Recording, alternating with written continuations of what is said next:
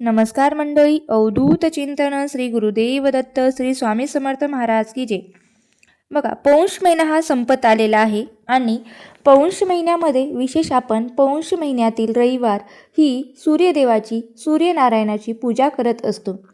आणि हा उपवास बऱ्याच महिला हे करत असतात, मुलीसुद्धा करत असतात, बरेच जण हे उपवास करत असतात, घरामध्ये उपवास करत असतात. आणि उपवास करत असताना किंवा व्रत करत असताना सूर्यनारायणाची पूजा आपल्या घरामध्ये होते, कारण असा एक देव आहे जो आपल्याला पृथ्वी तलावर दररोज दिसतो, तो म्हणजे एक सूर्यदेव आणि त्याचबरोबर चंद्रदेव. आता आपल्याला सूर्यदेव दिसतो, आपण त्याची पण पूजा करत असतो, पण आपल्या घरामध्ये जे काही पूजा करताना पाटावर, चौरंगावर रांगोळीने किंवा गंधाने सूर्यनारायण आणि सूर्यनारायणाच्या पत्नी राणूबाई या दोघांची पूजाही करत असतो आणि उपवास करत असतो.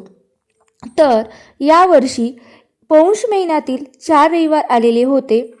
तर पहिला रविवार, दुसरा रविवार, तिसरा रविवार, चौथा रविवार, आता आपले 4ही रविवार झाले, पूजा झालेली आहे. पण जो उद्याचा रविवार आहे त्या रविवारी मौनी अमावस्या आहे.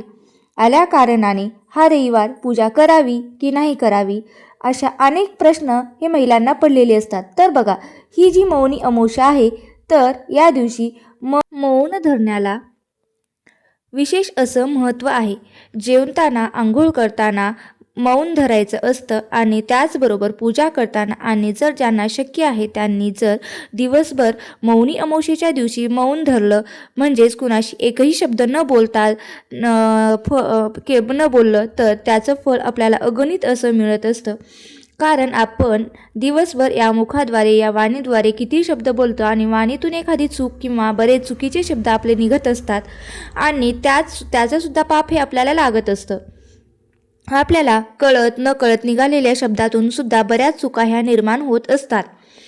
पण मौनी अमावस्येच्या दिवशी जर आपण मौन धरलं, तर आपल्याला मौनी अमावस्येचं जे काही आपल्याकडून होणाऱ्या चुका आहेत त्या होत नाहीत किंवा माफ होतात. कारण मौनी अमावस्या आहे ना, ही अमावस्येच्या दिवशी जर आपण बोललोच नाही कोणाशी, तर आपल्याकडून वाणीद्वारे कुठलाही पाप होणार नाही.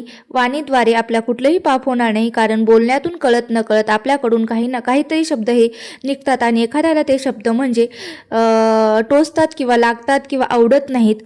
त्याच्याविषयी बोललेले आणि काहीतरी पटकन आपण कोणाविषयी बोलून जातो, तर पुढच्या व्यक्तीला त्या गोष्टीचं वाईट वाटतं किंवा त्याचं मन दुखावलं जातं आणि त्यामुळे आपल्याला त्याचं मनसुद्धा बरंच पाप लागत असतं. म्हणून मौनी अमावस्येला या गोष्टी आपल्याला टाळायच्या आहेत. निदान मांडीत कोणाशी वाईट बोलायचं नाही, कोणाची निंदा करायची नाही मौनी अमावस्येच्या दिवशी.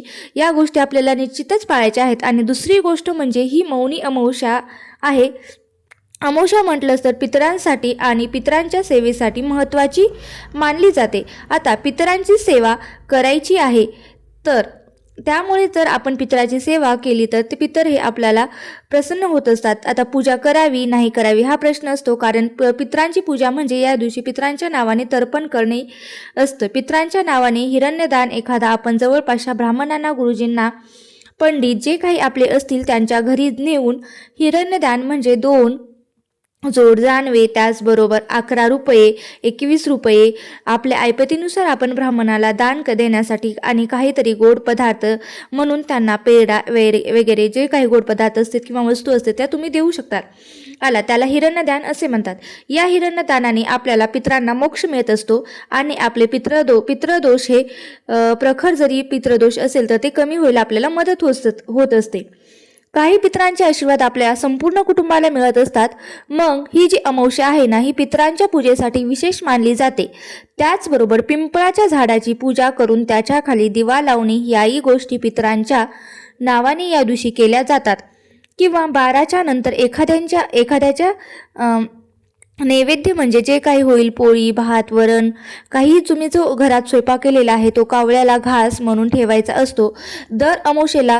तर त्या दिवशी ती सेवासुद्धा पितरांपर्यंत पोहोचत असते. याचं पुण्यसुद्धा आपल्या या पदरात पडत असतं. म्हणजेच अमावस्या हा विशेष पितरांच्या पूजेसाठी मानला जातो.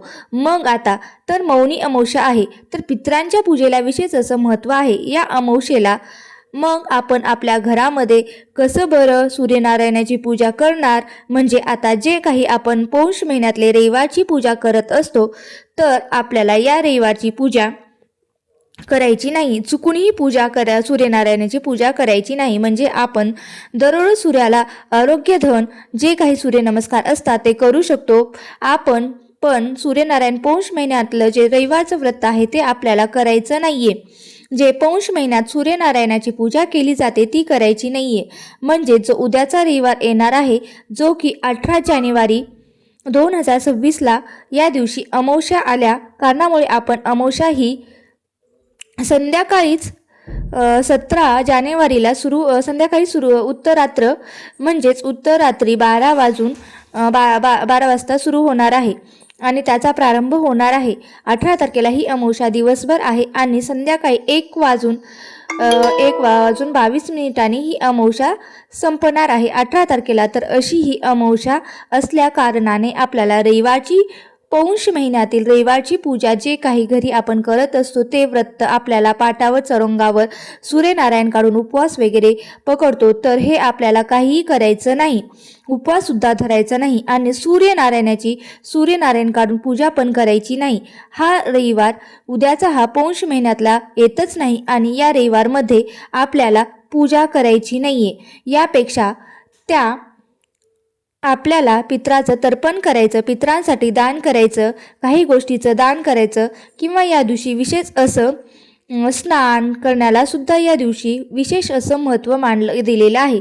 बघा, तुमच्याजवळ तर तुमच्याजवळ आसपास कुठे जर तीर्थस्थळ असेल तिथे जाऊन तुम्ही स्नान करू शकतात किंवा गंगेमध्ये जाऊन सुद्धा तुम्ही स्नान करू शकत नाही. त्यांनी कधी आपण गंगेला गेल्या यांच्यानंतर पाणी जर आपल्या घरी गंगेचं तीर्थ आणलेलं असेल तर पाण्यात मिक्स करून अंघोळ करावी किंवा पंचगव्य अंगाला लावून अंघोळीच्या वेळेला अंघोळ करावी. पंचगव्य म्हणजेच आपल्या गाईच्या ज्या काही वस्तूपासून द्रव्यापासून बनवलेल्या दूध, दही, तूप आणि त्याचबरोबर शेण यापासून बनवलेले गोमूत्र यापासून बनवलेल्या सर्व गोष्टी एकत्र करून गाईच्या शेण हे सर्व एकत्र करून पंचगव्य तयार केले जाते आणि हे पंचगव्य अगोदर अंगाला लावून नंतर स्नान केल्यास आपल्याला सर्व पापांचा नाश होतो आणि आपल्यातील जी नकारात्मक ऊर्जा असते ती सुद्धा बाहेर निघून जात असते.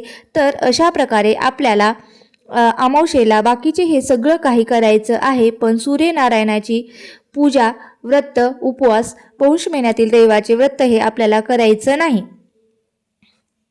अशा प्रकारे उद्याचा रविवार पूजा करावी की नाही करावी याची संपूर्ण माहिती मी तुम्हाला सांगितलेली. तुम्हाला जर हा व्हिडिओ आवडला असेल तर नक्की लाईक करा, शेअर करा आणि चॅनलवरती नवीन असाल तर सबस्क्राईब करायला विसरू नका. श्री स्वामी समर्थ. जय जय स्वामी समर्थ.